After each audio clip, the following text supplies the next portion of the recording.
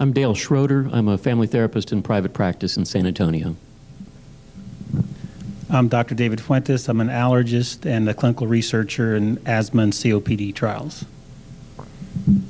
And I'm Jeff Seal. I own and operate Adventure Boot Camp for Women, so I basically yell at women early in the morning. Love my job.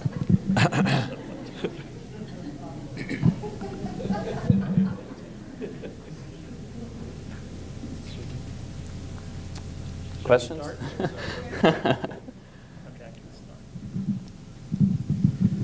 So Hunter, you did a very good job, first of all. Excellent presentation. In your research, it seems like there's pros and cons back and forth, correct? Yeah. One of the biggest cons, it seems like, that you brought up, I think, very eloquently, was the increased use maybe in adolescence, potential for segue into smoking tobacco products, et cetera. There's also probably an increased hazard in children or infants maybe who may get into some of these nicotine products and accidentally. On the pro side, did your research show that there was a significant drop in patients who were tobacco users able to come off? I mean, were those numbers, significant as far as people who could actually discontinue tobacco products with these products? Yes, absolutely. And that's one of the reasons I struggled with finding out what I really wanted to do, if I wanted to get rid of electronic cigarettes or not. But after extensive research and a lot of reading and late nights, I decided that electronic cigarettes, they have a lot of pros about them. And smokers who are intent on getting away from tobacco and getting away from conventional cigarettes, who use these with that mindset, have shown great percentage of them getting off of tobacco, because it really does help smokers with that visual and tactile sensations as a cigarette. And they start with usually the same nicotine that a conventional cigarette has, and they slowly lower the dosage until the nicotine isn't needed anymore, until they don't really need anything at all. And that's how they were invented, and they have been shown to do that, and that's their purpose. So, of course, there's tons of data out there showing that it can happen, and that's absolutely true of them, and it's a great product if you're using them to get off of tobacco. Yeah, so this strikes close to home to me because I'm probably one of the few folks in here who have successfully gotten off of nicotine. So I used nicotine for about 10 years through tobacco products. This was 20 years ago, way before you even thought of. But so I quit cold turkey. I went crazy nutso for 14 days. So I can see, and through going through that, I would never go through that again. And I was dead set on quitting tobacco. It was, it was dumb. It's also one of the proudest things I've ever done, the most difficult things I've ever done. So I can see the cessation part of that, but it seems like in order for a company as a business owner to stay in business, you have over 400 brands of e-cigarettes. Is that right? Yes, sir. And so for these companies to stay in business, it's either they're going after it seems like the older folks who are trying to cease tobacco, which there's a definitive end to that. So they're not going to, if I quit smoking through the use of the e-cigarettes, I no longer am a client, of that business. And so it does seem to me that if they market it towards younger folk, that's the only thing that makes sense.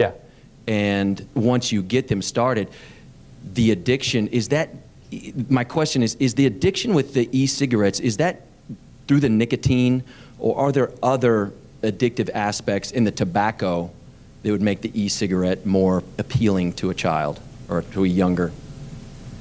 I think that there's a lot of things about electronic cigarettes that make them very enticing to adolescents. I mean, you always see the cool movies with like Grease and whatever with the guys smoking, and there's just something about motorcycles and stuff, that like people really want to do, and a lot of kids, the vapor coming out and doing cool tricks and stuff with it, a lot of kids are really into that. And maybe not the psychological effects of electronic cigarettes is what's pulling them there first. It's the look of the electronic cigarette. The fact that you can go into a vapor shop and get electronic cigarette that looks like like Darth Vader's lightsaber and Right. just blow out like that. It's just kind of goofy stuff like that that makes kids really want to start it. And then they start it for those reasons that it just kind of looks cool and it's a different thing to do.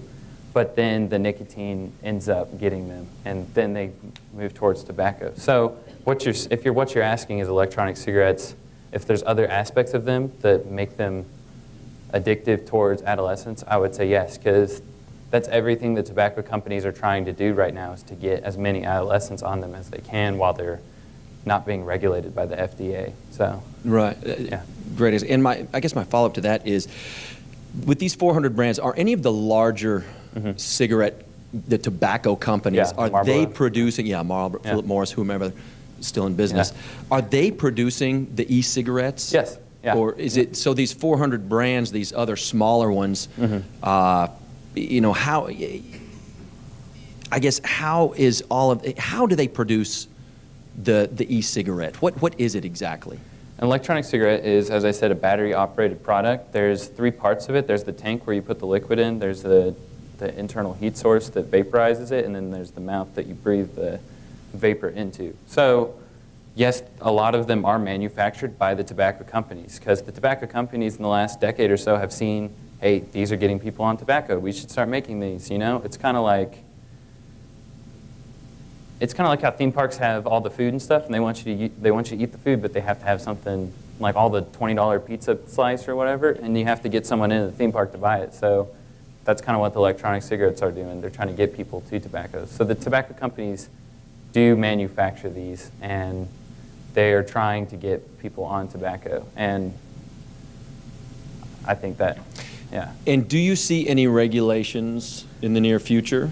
Actually, on May 1st, the FDA announced that they will be doing testing in 90 days. So today's May 9th, so 81 days from now or so, they will be subjected through independent testing. In 2 years or so, we'll have more data on them through the FDA. And right now, the only thing on them is that you can't purchase them unless you're 18 years old, and you have to be ID'd if you're 26 or under. So that's the only regulations on them right now. And they did, on May 1st, they also said that you have to, on the boxes of electronic cigarettes, you have to say it contains nicotine, and nicotine is addictive. And that's the only regulations on them right now. So That's a good segue for me. I had a regulation question. Yeah. Hunter, what would you recommend the most with regard to further regulation for marketing of e-cigarettes? I think that they need to get rid of the whole attraction towards the younger generation. I think that's the problem with electronic cigarettes, is the fact that they're, going after the younger kids by making the electronic cigarettes look cool, or the funny names for the e-liquids and the different flavors and the pina colada and all that, that makes kids like, oh, I'm trying watermelon, and like, they need to get rid of that and just focus on, hey, we're going to get people off of tobacco. And I think that's where the regulation needs to come in and say, what's helping people use them, what's helping people get off of tobacco, and what's targeted towards the adolescents. I think they need to get rid of targeting adolescents, because that's the problem with electronic cigarettes. So, but right now, the whole fight with the tobacco companies and the FDA right now is that you can't regulate that because you don't know that it causes harm. And so that's where the whole argument of we don't know enough about electronic cigarettes to put laws against them right now. So that's why they have to go through all this testing first. But that's what regulations I would suggest. Anything against, or anything for adolescents should be taken away. So. Well, then a quick follow-up. How did you come to choose the topic? You seem very passionate about it, and you did a good job. How did you come to choose it, and I guess what stood out to you the most with regard to research as you were going through the research process? Yeah. Probably the most, how I started out, I remember it was this time last year, and the senior thesis teachers came in, they're like, you need to choose a topic. And I wasn't really thinking about what topic I wanted to do. I thought about doing something with school or something like that.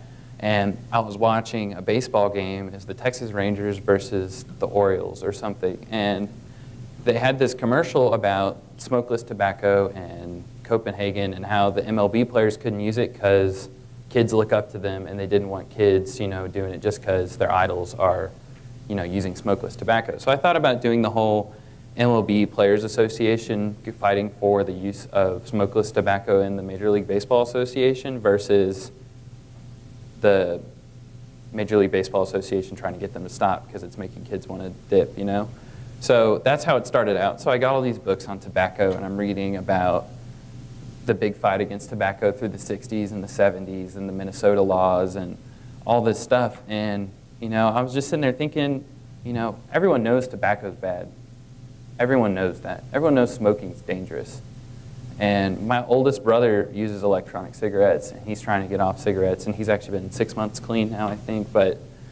And I just thought it was funny because we went and saw a Cowboys game with him this year, and he was smoking that thing like a pipe, just like going at it. And I was like, what is up with this, So I was like, that's something that no one's ever presented on, not a lot of people know about, and I'm interested on finding out what's going on with these things and why everyone wants to use them. So that's how that whole thing started, and then I was thinking about getting rid of them for a while and what not to do. And I think the most shocking statistic that stood out to me in the last 2 years, the increase of adolescent use of electronic cigarettes has gone up 900%.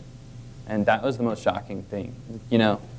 There's not a lot of things out there that just become so wildly popular over such a short time. And the fact that they could be dangerous should be a little bit of a red flag. And that's kind of what's got the FDA in the last week or so being like, hey, we should do something about this. So that'd be the most surprising thing that I found in my research. So. Good? No? Just one last comment. No, you've done a fantastic job, and obviously you've done your homework. There were some, I think, FDA regulations that came out last week. Yep.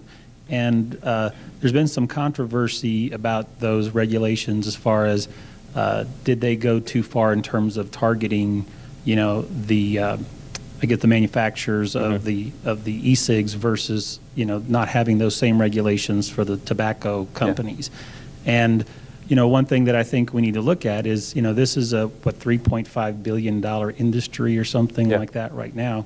And as these regulations come into effect, do you think that's going to allow the tobacco companies then to buy out a lot of the mom and pop kind of e-cigarette manufacturers and things? Have you seen that as far as any of your studies? Yeah.